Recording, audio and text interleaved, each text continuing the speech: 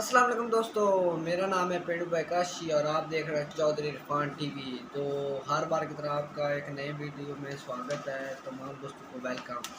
दोस्तों, आपको पता है कि बहुत ज़्यादा गर्मी चल रही है, कोई बारिशें नहीं हो रही, बहुत ज़्यादा गर्मी।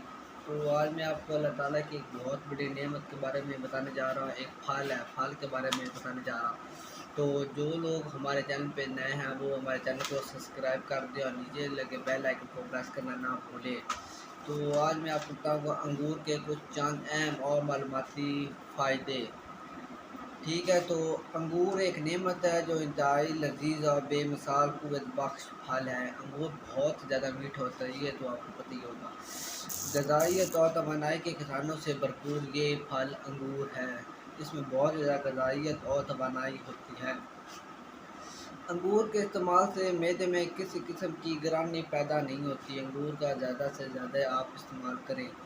अंगूर खाई हुई ग़िज़ा को हज़म करने का बायस बनता है। जो आप ग़िज़ा रोज़मर्रा में खाते हो, अंगूर खाकर आप उसको हज़म कर सकते हैं।